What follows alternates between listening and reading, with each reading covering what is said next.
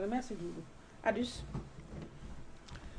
Bon, si nous analysons le comportement de la personne, c'est normal. Nous sommes à 4 jours de la fin de la campagne. Amna lu mu xam lu ñu xamul. Def na 4 jours de la campagne wër na Sénégal. Dem na ci am une zone. Am na flop, am na flow. Mu ñëw ba Dakar qui est l'enjeu. Wala mu war a dem Dakar qui est l'enjeu. Mu bëgg préparer son entrée au niveau de Dakar. Pour préparer son entrée au niveau de Dakar, de zone bi muy dëkk ñoom ñaar dañoo xamante. Partager beaucoup de choses ensemble. Fi muy dugg ki mu war a fekk si moo nekkoon moom lañ doon waxante seen biir sama doomu ndey. waaw te moo doon jaatigeem fii ci moo nekkoon jaatigeem fii buñ ci nekkaat. te dafa demoon ba am complexe am. waaw wax na ko démb day jaay booy Dakar. mooy am na complexe bu mu c'est un aveu de taille que dafa am complexe am. donc pour dugg Dakar dafa am nu mu war a duggee. ni muy duggee Dakar mooy day tàggoo. mais day wane ne am na fit. dëgg la. pour wane ne am na fit il faut mu arranger la foule bi mu àndal. mais malheureusement dans sa communication il a fait des bourdes pour éviter de dire des erreurs de communication. Comme d'habitude comme ni mu ko tàmmee defee.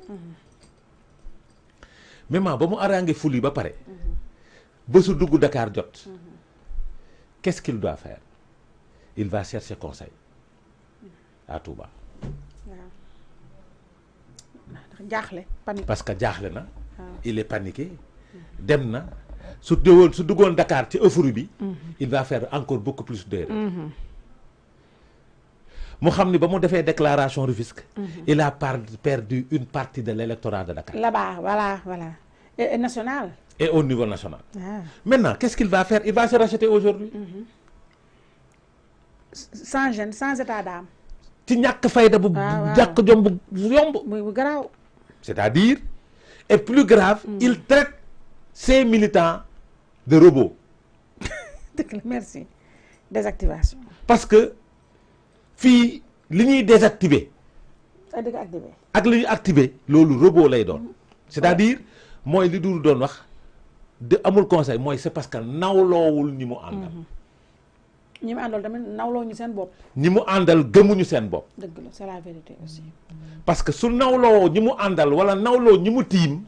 y a de ces propos qu'on doit pas tenir devant une masse. Absolument. mooy dafa bëggoon corriger sa communication bi mu defoon pour se racheter à Dakar il a encore fait une bourde communicationnelle tey ba mu daanelee il a perdu une partie de l'électorat de Dakar. Donc Ousmane il était dans sa stratégie de communication il était dans sa bulle comme ni mu ko tàmm defee mais il a faussé la démarche. Maintenant nga ñëw sur la réaction de Barth. Réaction de Barth da ngay wone posture bi ak comportement bi.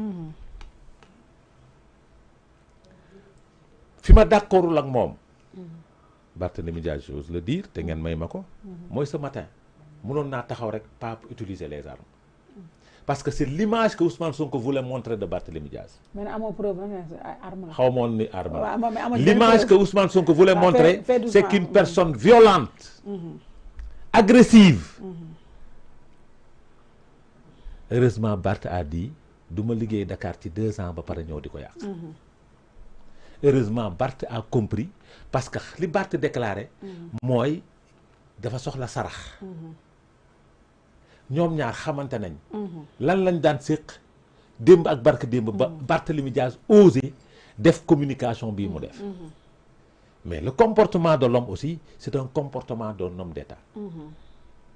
De par son comportement de par son discours. Parce que lan la nekkee woon gay. à 4 jours des élections.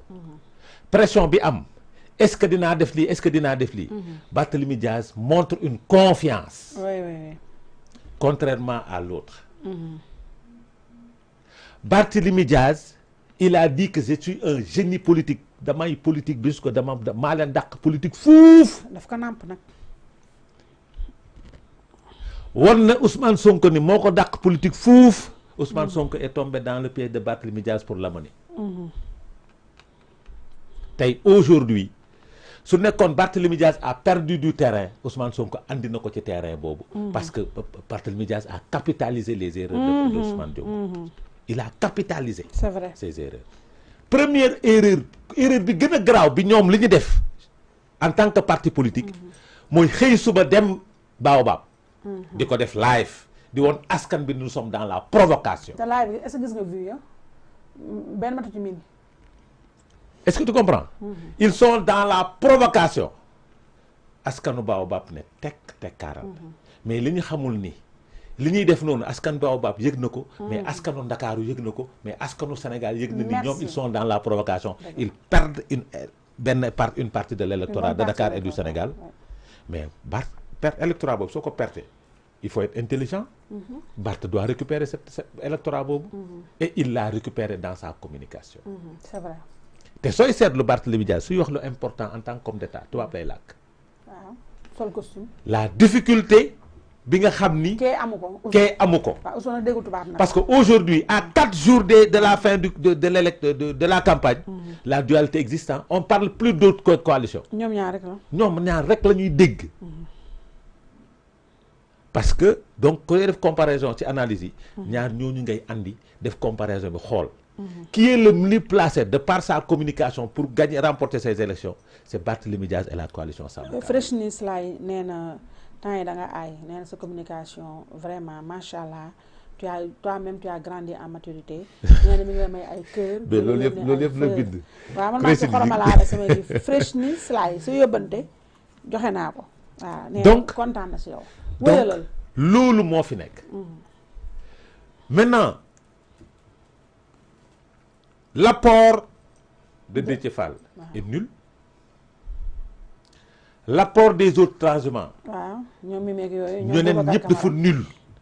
Parce que amul plus-value par rapport au comportement de Ousmane Sonko sur le plan de la communication.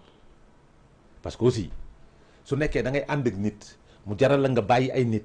war leen ci biir campagne dem di ànd ak nit dafa am loo koy dolli. Déthié moom xam naa xool baa ngi naqari moom. mais Déthié yi mu gis nii amul lenn lu mu yokkal Ousmane Sonko sur le plan de la communication. dara yàqal ko kay. parce que tey moom moo njëkk wax que Ousmane Sonko te sooy njëkk wax que kilifa. da ngay orienter son discours. orienter ton débat. dëgg la mais malheureusement Déthié a faussé. c'est fini pour lui. c'est fini pour lui. maintenant. lan lañ ci mën a jàngat par rapport à la population de. pas de Dakar. pas au Sénégal. Bara Gaye bi ñu bëggoon xeexee sëñ Moustapha. voilà foofu fekku la fi. foofu ba fekk ko fi. parce que ñoom foofu aussi tamit. ñëwal foofu indi Bara c'était pour fragiliser Pur. voilà. waaw xam nga sëñ Moustapha lañ doon defanteel. xam nga dans leur communication. Pur a été plus stratégique que le Pastef. explique-nous ça. parce que Pur soo dégloo jiixi jaax bi doon am le début. est-ce que le Pur est dans le sàmm kàddu gi. waaw. ils ont adopté une stratégie silencieuse. voilà di liggéey ci suuf. parce que c'est un parti qui n'est pas bavard. déedéet. maintenant au niveau de Kër Massar. puisque ils sont allés en intercoalition. te foofu la Bara Gaye bokk.